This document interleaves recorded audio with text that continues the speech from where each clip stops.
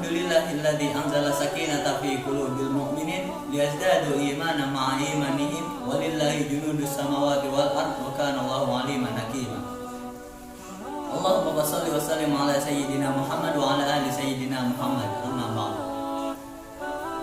Saya Alam Hidayat Suryana dari kelas 1B Universitas Singapura Bangsa Karawang. Insya Allah pada kesempatan kali ini akan menjelaskan sedikit yang saya ketahui tentang perbedaan apa itu hadis nabawi, hadis qudsi dan Al-Quran. Langsung saja ke pembahasan. Hadis nabawi adalah hadis yang perkataannya ataupun perkataan ataupun perbuatan, sifat ataupun persetujuan Rasulullah yang bersumber langsung dari Rasulullah SAW. Jadi contohnya ketika ada sahabat yang bertanya kepada Rasulullah, misalkan, ya Rasulullah, cara menggunakan ini seperti apa? Hukum ini tuh kayak gimana? Nah, itu langsung diucapkan berupa lisan sama Rasulullah ataupun bisa dengan perbuatannya. Atau contoh lagi dengan perbuatan juga, ketika sahabat melihat Rasulullah sedang melaksanakan sholat atau melaksanakan ibadah lainnya, sahabat itu dengan teliti dia memperhatikan Rasulullah, bagaimana caranya sholat, bagaimana caranya sholat yang benar tuh Rasulullah kayak gimana. Itu nanti sama sahabat itu diceritakan lagi kepada sahabat yang lainnya. Contohnya misalkan saya melihat Rasulullah SAW melaksanakan sholat seperti ini atau demikian yang lainnya. Gitu. Nah, itu contoh dari perbuatan. Adapun kalau persetujuan itu adalah ketika sahabat ataupun orang pada masa Rasulullah melakukan sesuatu yang belum dilakukan Rasulullah, sehingga Rasulullah itu bertanya, kenapa kamu melakukan ini? Gitu. Atau pernah ada juga Rasulullah menanyakan ke seorang sahabat, Rasulullah pernah bermimpi itu, kalau nggak salah nama sahabatnya itu Bilal. Rasulullah bermimpi terompahnya Bilal, sendalnya Bilal itu suaranya udah ada di surga. Nah, Rasulullah bertanya kepada Bilal, ya Bilal, apa yang kamu lakukan sehingga aku bisa mendengar suara terompahmu sudah ada di surga? Apa yang kamu lakukan? Nah, jawablah sang Bilal, ya Rasulullah, saya setelah wudhu itu melakukan sholat sunnah 2 rakaat. Nah, itu. Setelah itu Rasulullah pun diamnya Rasulullah tanda mensetujui apa yang dilakukan Bilal tersebut. Tuh, jadi persetujuan Rasulullah itu salah satu juga dari hadis nabawi.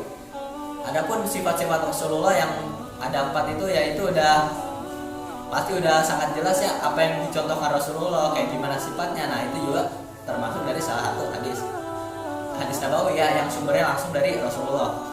Adapun hadis qudsi adalah hadis yang lafadznya itu dari Rasulullah, dari mulut Rasulullah, tapi sumbernya maknanya itu dari Allah. Kata bahasa kitanya mah Allah memerintahkan kepada Rasulullah, lakukan ini, sampaikan ini. Nah, Allah memerintahkan misalkan kayak gitu. Nah, dan Rasulullah menyampaikan apa yang diperintahkan dari Allah itu dengan berupa ucapannya. Bahwasanya contoh ada juga hadis qala Rasulullah sallallahu alaihi wasallam, Allah taala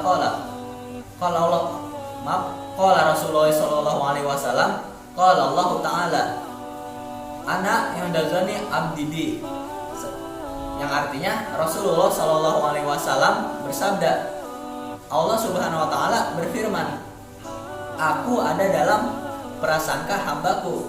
Nah, jadi itu contoh hadis qudsi.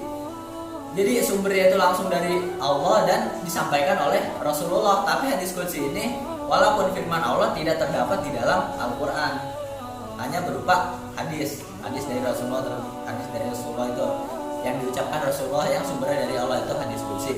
Dan perbedaannya juga di dalam lafaz hadisnya itu, kalau hadis nabawi qala Rasulullah sallallahu alaihi wasallam itu langsung isinya. Tapi kalau hadis qudsi qala Rasulullah sallallahu alaihi wasallam qala Allah taala atau qala Allah azza wa jalla. Gitu ya. Jadi setelah Rasulullah bersabda, Allah berfirman. Kalau hadis qudsi kayak gitu. Tapi kalau hadis nabawi, Rasulullah bersabda baru isinya. Nah, ada pun juga yang terakhir Al-Quran. Al-Quran ya pasti udah jelas ya, Al-Quran yang setiap harinya kita baca, yang setiap harinya ada dalam keseharian kita sebagai pedoman hidup kita. Al-Quran itu adalah firman Allah yang udah yang kalimatnya udah nggak bisa diubah kayak gimana pun. Orang menyampaikannya nggak bisa diubah dengan bahasa sendiri. Jadi misalkan satu ayat di dalam Al-Quran itu misalkan Alhamdulillahirabbil alamin.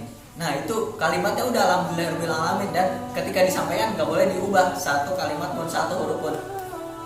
Nah, kalau itu Al-Quran, jadi maknanya tuh, jadi lafaznya itu murni, langsung nggak bisa diubah dan nggak ada yang bisa mengubahnya. Sekalipun ada yang mengubahnya, itu akan langsung ketahuan, dan itu salah satu mukjizat dari Al-Quran. Kitab yang nggak bisa diubah sama sekali.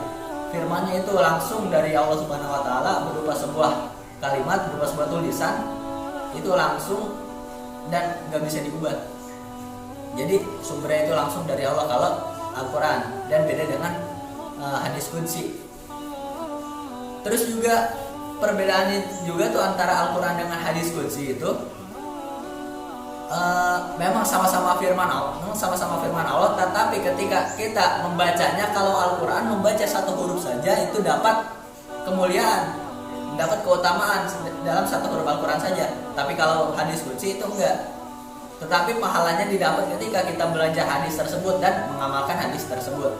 Nah, kalau hadis seperti itu. Kalau Al-Quran sudah dibaca aja satu hurufnya aja mendapat keutamaan. Nah, itu salah satu kelebihan Al-Quran kayak gitu. Ya, jadi insya Allah cukup jelas ya apa itu perbedaan hadis nabawi, hadis qudsi, dan Al-Quran.